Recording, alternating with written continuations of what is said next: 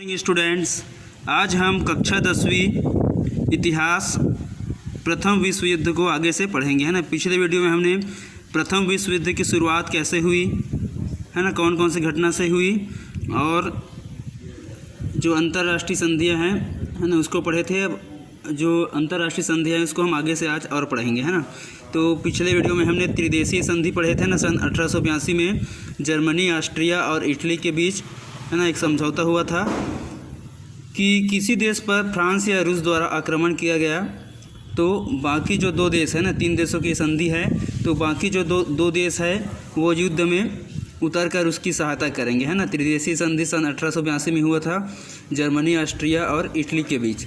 तो अगला है त्रिदेशीय समझौता, है ना। तो त्रिदेशीय समझौता जर्मनी, ऑस्ट्रिया और इटली की संधि जो हुई थी, है ना, त्रिदेशीय संधि, तो इसके द्वारा रूस और फ्रांस को अलग थलग पड़ने का खतरा था। वे दोनों जर्मनी की बढ़ती हुई ताकत और उसकी आक्रामकता से चिंतित थे, है ना। रूस और जो फ्रांस है वो जर्मनी की बढ़ती ताकत से चिंतित थे। ब्रिटेन भी जर्मनी के नौसैनिक ताकत से चिंतित था, है ना। ब्रिटेन क्या है, ब्रिटेन का एक छत्र उसका जो राज था उसमें नौसेना में, तो जर्मनी भी अपनी नौसेना है वो बढ़ा रहा था, इससे ब्रिटेन भी चिंतित था।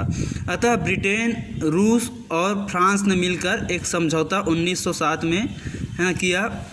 इस शर्त पर किया कि यदि उनमें से किसी एक पर, है ना, कौन कौन से देश हैं, ब्रिटेन, रूस और फ्रांस, इन्होंने मिलकर 1907 में समझौता किया कि यदि किसी भी देश पर, है ना, तीनों में से किसी भी एक देश पर कोई देश अगर आक्रमण करे तो वे एक दूसरे की मदद करेंगे। इसके अलावा जर्मनी ने तुर्की साम्राज्य से भी एक समझौता किया कि अगर जर्मनी या ऑस्ट्रिया के विरुद्ध रूस युद्ध में उतरेगा तो तुर्की जर्मनी का साथ देगा युद्ध में, है ना, यह समझौता किया गया। और दूसरी ओर रूस ने सर्बिया से समझौता कर रखा था कि अगर ऑस्ट्रिया उस पर हमला करे तो रूस सर्बिया की सहायता करेगा। इस प्रकार से बहुत सारे जटिल अंतर्राष्ट्रीय संधियां बनी हुई थी।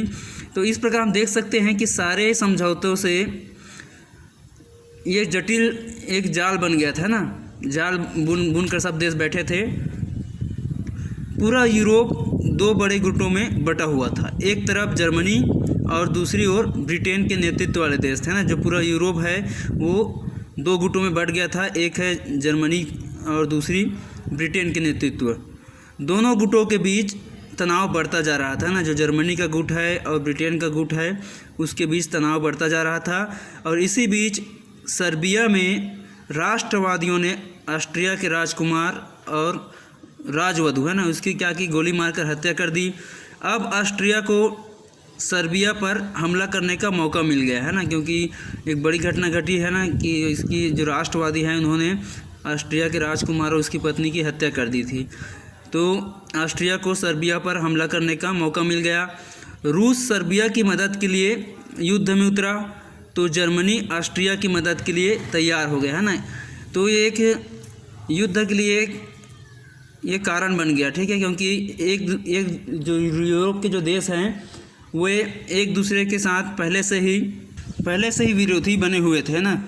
तो जो ये राष्ट्रवादियों द्वारा जो ऑस्ट्रिया के राजकुमार की हत्या की गई, ये युद्ध का तात्कालिक कारण साबित हुआ, ठीक है। यहाँ पर आपको एक कार्टून दिया गया है ना, जिस चित्र देखिए, एक कार्टून के माध्यम से हम इसको समझेंगे कि कैसे विश्व युद्ध में, प्रथम विश्व युद्ध में एक देश के बाद एक सब देश शामिल कैसे होते गए। तो सबसे पहले हम देखेंगे, है ना, सामने देखिए सर्बिया दिया हुआ है, यहाँ पर कार्टून में है ना लिखा हुआ है अगर मुझ पर हाथ लगाया तो, है ना। तो सर्बिया पर हमला किया किसने, ऑस्ट्रिया ने, है ना। यहाँ देखिए जरा हिलो तो जाने। तो सर्बिया पर आक्रमण किया ऑस्ट्रिया ने। तो सर्बिया की मदद के लिए ऑस्ट्रिया के विरुद्ध युद्ध में उतर गया रूस, है ना। देखिए तीसरे नंबर पर रूस है, अगर तुम उस छोटू को मारोगे तो मैं तुम्हें, है ना।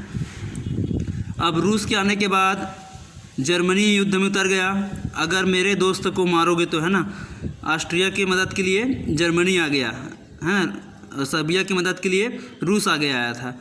अब उसके बाद देखिए आगे फ्रांस, उसे तुम मारोगे तो, है ना, फ्रांस आ गया रूस की फिर मदद के लिए। अब उसके पीछे ये ब्रिटेन है ना, ब्रिटेन फिर युद्ध में सम्मिलित हो गया है ना। तो ऑस्ट्रिया और सर्बिया की जो युद्ध था, लड़ाई था, उसमें फिर बाकी सहयोगी जो उसके देश है वो धीरे धीरे सम्मिलित होते गए। तो ठीक है डियर स्टूडेंट्स, आगे हम अतिराष्ट्रवादी भावनाएं और सैन्यवाद को नेक्स्ट वीडियो में पढ़ेंगे। Thank you.